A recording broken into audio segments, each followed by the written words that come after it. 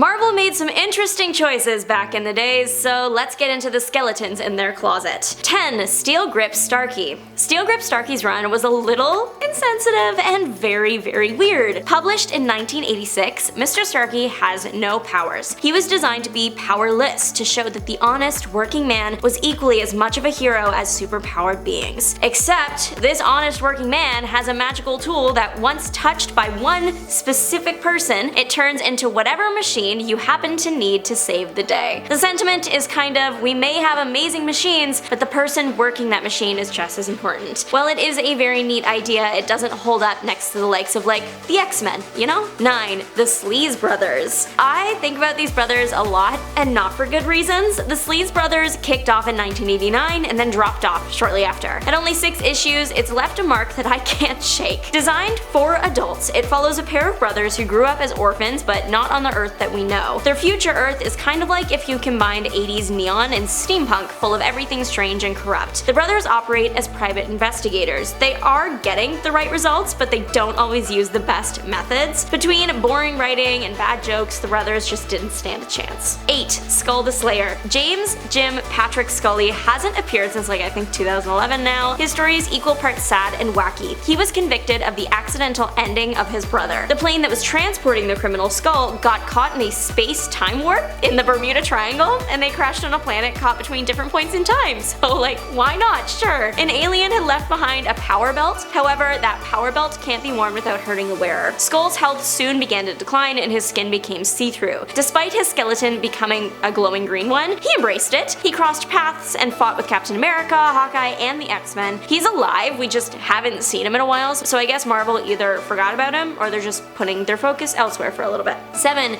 Shamrock. Marvel capitalized on the phrase the luck of the Irish and created the hero Shamrock. She is Irish, she had the luck of the Irish, bought a pub later in life called the Luck of the Irish, wore green and had red hair, so it's just like every Irish stereotype possible rolled into one person. The character has been revamped to make everyone forget that she started out as a literal walking stereotype. Shamrock is a vessel for the innocents that died during the war, and those innocents are the cause of her powers. If Shamrock finds herself in trouble, souls protect their host, and a soul will manifest itself as energy that makes her lucky. 6. NFL Super Pro, the disaster that only exists because the writer wanted tickets to a Jets game. Sports and comics, do they go together? Sometimes yeah, and sometimes not. The 9-day series lasted about 12 issues plus one bonus Super Bowl special. Phil Grayfield was a sports reporter interviewing a scientist that had created an invulnerable football uniform. A lab break-in causes chemicals to fall on Phil, and comic book logic means that he has superpowers now. Despite a promising premise, it never actually took off. 5. The Thunderer. The Thunderer just recently was confirmed deceased in 2019,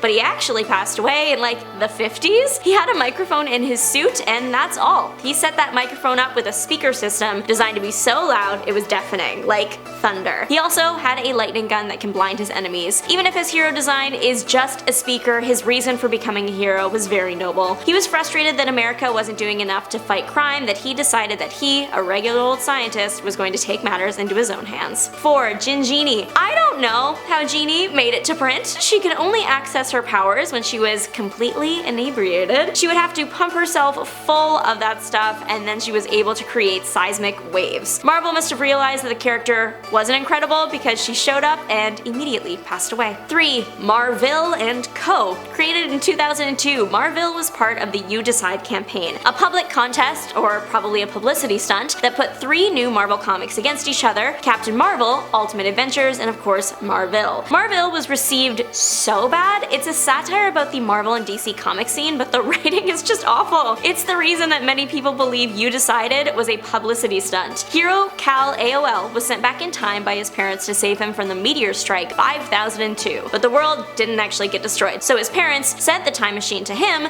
to bring him back. That 18-year-old hero instead chose to go to the dawn of time to meet God. The last issue wasn't even a comic book story, it was a submission guideline book, so so that writers could submit their work to be published under Epic Comics, and also contain tips for writing good comics, which is so bold considering what happened. 2. Arabian Knight. Arabian Knight is a powerful Muslim hero, but he was more caricature than appreciation of the culture at first. Marvel did recently reboot this guy with a less stereotypical image, and are probably hoping y'all just leave the other one in the faraway depths of our minds. The original had a special magic carpet that would only respond to his mental commands, and his weapon was a scimitar. In the new version, the magic carpet got unraveled and made into a suit for Arabian Knight that still gives him all the same powers that the carpet had had. Number 1. Now I want y'all to imagine like the most offensive thing that you've ever seen in a Marvel comic. Whitewash Jones is worse. Even if you are thinking of Jones, it's still worse. It was so bad that Marvel retconned the earlier versions of him to not be like the real guy and instead be a made-up character for propaganda purposes. The character came as part of the group that Bucky Barnes got called the Young Allies. The character was very